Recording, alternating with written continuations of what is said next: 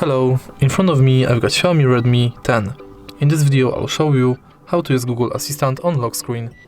Firstly, go to Google app, tap button in the right corner, go to settings, Google Assistant, voice match, and make sure that this function is enabled.